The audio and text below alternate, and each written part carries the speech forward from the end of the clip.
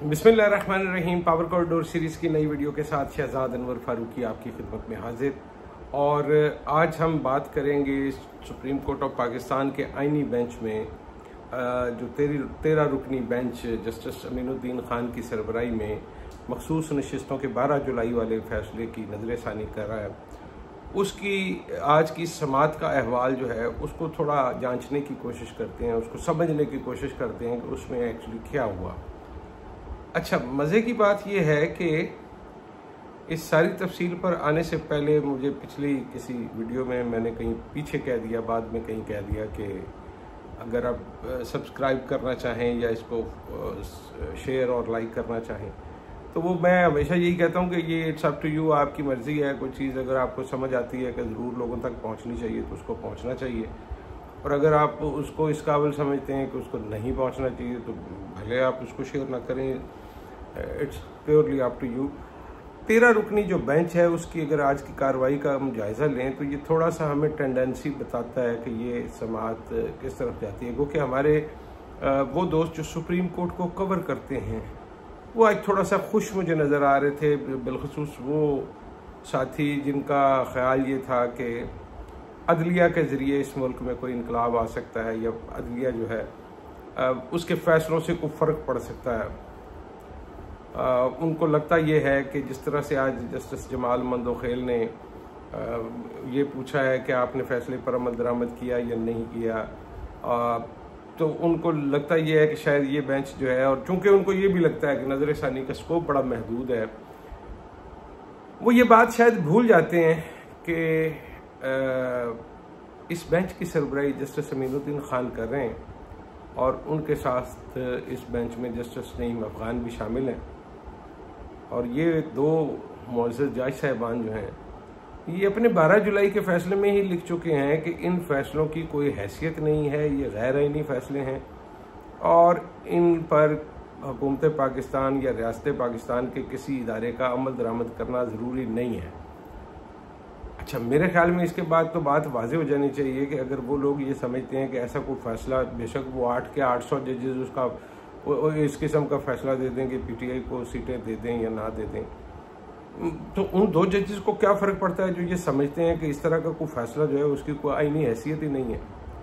और उनको क्यों लगता है कि जिनको इन्हीं किस्म के फैसलों और इस किस्म की अदलिया के तोड़ के लिए सामने लाया गया है, वो आपको इस रिव्यू में कोई मुख्तलिफ करते हुए दिखाई देंगे। मुझे तो अंदेशा ये है कि इस 13 रुकनी बेंच में कुछ जज ऐसे जो कि पिछले फैसले में शामिल हैं, हालांकि अगर आप गौर करें तो बहुत सारे वो जज जिन्होंने असल में वो फैसला दिया था जिसमें पाकिस्तान तहरीक इंसाफ के को बतौर सियासी जमात तस्लीम किया गया था और उनके मखसूस नशिस्तों के हक़ को भी तस्लीम किया गया था, उनमें से एक बड़ी लिस्ट जो है वो तो इस सारी जो है वो इस बेंच में शामिल ही नहीं है, क्योंकि उनको आईनी बेंच के लिए ही काबिल नहीं समझा गया। हालांकि वो पाकिस्तान सुप्रीम कोर्ट के इस वक्त के सीनियर तरीन जजेस थे जिनको इस काबिल नहीं समझा गया। सीनियरिटी के एतबार से जस्टिस मंसूर अली शाह जो सबसे सीनियर जज हैं और जो उस फैसले के ऑथर हैं जिसको रिव्यू किया जाना है, वो इसमें मौजूद नहीं है। उसके बाद दूसरे नंबर पर मौजूद सीनियरिटी के एतबार से जो जज हैं वो जस्टिस मुनीब अख्तर हैं। उन्हें इस काबिल नहीं समझा गया कि वो भले जितने मर्जी सीनियर और सियाने हों, सुप्रीम कोर्ट के जज हों, लेकिन वो शायद आईनी मामलात पर उस तरह से अबूर और दस्तरस नहीं रखते जिस तरह से जस्टिस अमीनुद्दीन खान रखते हैं। लेकिन सितम ज़रीफ़ी ये है कि जिस जज को जो कि सीनियरिटी में तीसरे नंबर पे हैं, जस्टिस अफरीदी जो हैं, जिनको अभी आपने चीफ जस्टिस ऑफ पाकिस्तान भी बना रखा है, जिनको आपने इस काबिल समझा, ये इज़्ज़त दी कि जस्टिस याहिया अफरीदी जो हैं वो चीफ जस्टिस ऑफ पाकिस्तान बने, वो भी शायद आइन की उन बारीकियों को नहीं समझते जो जस्टिस अमीनुद्दीन खान समझते हैं, तो वो भी इसमें शामिल नहीं हैं। अच्छा, आइन की पासदारी और आइन की हुक्मरानी के सबसे बड़े जो वकील जज थे उस बेंच में, उनका नाम जस्टिस अतर मिनल्ला था। वो जज साहब भी इस बेंच में शामिल नहीं है। एक और जज हैं जस्टिस इरफान सादत, वो भी उस 8 रुकनी बेंच का हिस्सा, उस 8 रुकनी फैसले का हिस्सा थे जिन्होंने पीटीआई को जमात भी माना और उनको नशिस्तें मखसूस जो है वो दी, उनको भी शामिल नहीं किया गया। हालांकि इससे पहले का जो मुरव्वजा तरीक था वो यही था कि जो बेंच इस केस को असल को ओरिजिनली सुनता है, समझता है, उसके तमाम पहलुओं को जानता है, सिर्फ वही बेंच जो है वो इस पे कोई राय दे सकता है नज़र सानी में भी। और नज़र सानी या रिव्यू जो है वो अपील नहीं है ख़वातीन व हज़रात। ये रिव्यू जो है या नज़र सानी जो है ये एक बहुत महदूद आप समझ लीजिए इसका प्रीव्यू है, इसके अंदर बहुत कम गुंजाइश होती है और 99.97% आप समझिए कि वो फैसला बरकरार रहता है जो कि असल बेंच ने या जो असल समात में उसका सुप्रीम कोर्ट ने फैसला कर रखा है। और उसकी एक अच्छी यानी उसकी एक बड़ी वजह आप इसको अच्छा समझें या बुरा समझें कि वही जज जो उसको पहले सुनते हैं असल में वही उसकी रिव्यू में उसको देख सकते हैं। और इसमें पहले एक और भी था कि जो वकील आपने सुप्रीम कोर्ट के हतमी फैसले के दौरान मुकर्रर कर रखा था, रिव्यू में भी सिर्फ वही वकील पेश हो सकता है। और रिव्यू का स्कोप वो इतना थोड़ा है या इतना महदूद है, उसको मैं समझाने के लिए आपको कोई मिसाल दूं तो शायद वो भी बड़ी अजीबोगरीब लगेगी कि ये ऐसे ही है कि जैसे आपने एक केस किया मोहम्मद अली वल्द मोहम्मद इरफान के ख़िलाफ़ और जो फैसला है वो मोहम्मद इरफान वल्द मोहम्मद अली के ख़िलाफ़ आ गया, या लिखने में वो गलती हो गई, या आपने फरीक बनाया था मोहम्मद अली को और फैसला जो है वो मोहम्मद इरफान के ख़िलाफ़ दे दिया। लेकिन उसमें भी अगर सुप्रीम कोर्ट का बेंच ये समझता है कि नहीं असल में ये केस जो है वो मोहम्मद इरफान के ख़िलाफ़ होना चाहिए था और वो ये बात उसमें डिस्कस कर लेते हैं, तो उसके बाद आप इस बेस पे भी नज़र सानी में नहीं आ सकते। यही वजह है कि आज जब आर्गूमेंट हुआ और उसमें मुस्लिम लीग नून के जो बैरिस्टर साहब पेश हुए वो उस पर बात करने की कोशिश कर रहे थे, तो उन्होंने तकरीबन उन्हीं दलाइल का सहारा लेने की कोशिश की जो ऑलरेडी मेन केस में उनके वकील जो है वो दे चुके थे। तो पाकिस्तान पीपल्स पार्टी जो है वो बेचारी का अजीब मखमसा है कि वो साफ छुपते भी नहीं, सामने आते भी नहीं, उनको समझ नहीं आती कि इस सारी सूरत हाल में वो कैसे रिएक्ट करें। क्योंकि उन्होंने आज अपने जो वकील साहब थे फारूक हचनाइक उनको नहीं भेजा बल्कि एक जूनियर वकील को भेजा और ये इंस्ट्रक्शंस दे के भेजा कि मुस्लिम लीग नून जो आर्गूमेंट लेगी वो उसी को ओन कर लेंगे। अच्छा, अब इसमें 2-3 टेक्निकल जो पॉइंट्स हैं वो ये हैं कि एक तो आप उस बुनियाद पे दोबारा रिव्यू नहीं ले सकते जो कि पहले डिसाइड हो चुका है। अब मुस्लिम लीग नून के वकील साहब का कहना था कि चूंकि पीटीआई मेन केस में बतौर फरीक सामने नहीं आई थी, उन्होंने तो मांगी ही नहीं थी, तो ये सुप्रीम कोर्ट ऑफ पाकिस्तान ने कैसे दे दी। हालांकि हम सब जानते हैं कि 12 जुलाई के फैसले में मुकम्मल इंसाफ की फराहमी के आइन के आर्टिकल को इस्तेमाल करते हुए 8 जजों ने वो फैसला दिया था। और जहाँ तक पीटीआई को बतौर जमात तस्लीम करने और उनको मखसूस नशिस्तें देने की बात है, तो उसमें सिर्फ वो 8 जज ही शामिल नहीं थे, बल्कि ये तस्लीम करने में कि पीटीआई एक सियासी जमात है और उनकी मखसूस नशिस्तें भी बनती हैं। उनमें उस वक़्त के साबिक चीफ जस्टिस जो हैं काजी फायजी साहब भी शामिल थे, जस्टिस जमाल मंदुखेल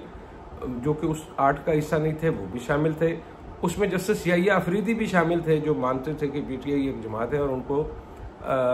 यानी ये नशिस्तें मिलनी चाहिए। तो इस तरह से इस बात पर तो 11 जजेस का इत्तेफाक था। ये जो बार बार कहते हैं कि 8 जजेस का फैसला, तो वो भूल जाते हैं कि असल में ये 11 जज हैं जो पीटीआई को सियासी जमात मानते हैं इस मुल्क में, और वो मानते हैं कि इनको मखसूस नशिस्तें मिलनी चाहिए थी। सिर्फ 2 जज साहिबान, एक आइनी बेंच के सरबराह जस्टिस अमीनुद्दीन खान और एक जस्टिस नईम अख्तर अफगान, ये 2 जज साहिबान हैं जिनका सोचने का अंदाज़ और समझने का अंदाज़ कुछ मुख्तलिफ है। बाकी सुप्रीम कोर्ट कुछ और किसी और तरह से सोचती है। तो आज जब 2 फाजल जज साहिबान ने ये कहा कि वो इस केस में नोटिस करने के भी हक में नहीं है, यानी उन्होंने रिव्यू को सुनने से इनकार किया है कि ये रिव्यू सुनने की कोई बुनियाद नहीं है और उसमें एक बड़ी बात जो बार बार हुई वो ये थी कि इलेक्शन कमीशन ऑफ पाकिस्तान ने शायद इस फैसले पर अमल दरामद नहीं किया। तो ख़वातीन व हज़रात, इस बात की अहमियत को समझाने के लिए मैं आपको बता दूं कि जब आप चाहे आप सिविल कोर्ट में जाएं, कहीं पे किसी मजिस्ट्रेट के पास जाएं या किसी हाई कोर्ट के जज के पास जाएं, सेशन जज के पास जाएं और even supreme court of Pakistan में जाएं, तो अदालत में एक बात पर ख़ास तौर पर जोर दिया जाता है कि जनाब ये जो पार्टी अदालत में आई है ये साफ हाथों के साथ नहीं आई, ये साफ इंटेंशंस के साथ नहीं आई। अब साफ हाथ, ये साफ इंटेंशन, इसको समझाने के लिए ऐसे ही है कि जैसे आपने एक केस किया हुआ है किसी प्रॉपर्टी का कि मेरी प्रॉपर्टी खाली नहीं कर रहा, और मुखालिफ फरीक जो है वो आके कहता है कि जी इसने किराया नहीं जमा कराया, वो कहता है जी मैंने किराया जमा करा दिया है, और किराए की जो वो कहता है कि कहाँ जमा कराया, तो वो कहता है जी मैंने इसके बैंक अकाउंट में जमा किया है। अच्छा, जब केस चलता है तो आपको मालूम पड़ता है कि ये जो पैसे जमा हुए थे ये केस दायर करने से पहले नहीं हुए थे। जो वो कह रहा था कि मैं तो किराया टाइम पे देता रहा हूँ और मेरा इसमें कोई गलती या फॉल्ट नहीं है, बल्कि उसने अदालत को उल्लू बनाने के लिए ये वहाँ पे एक झूठा बयान दिया कि मैंने पे कर दिया और पे बाद में किया। तो इसका मतलब ये है कि आप साफ इंटेंशन और साफ हाथों के साथ अदालत के पास इंसाफ लेने के लिए नहीं आए। तो आज बार बार जो अदालत में सवाल हुआ कि क्या आपने इस फैसले पर अमल दरामद किया है,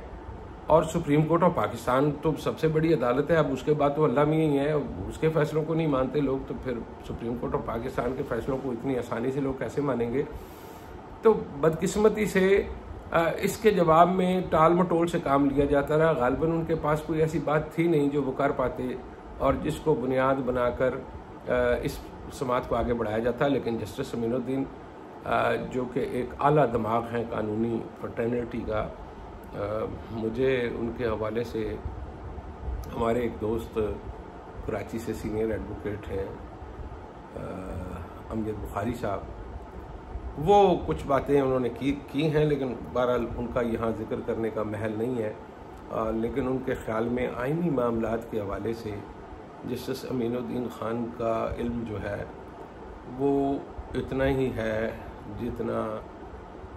मुझे और आपको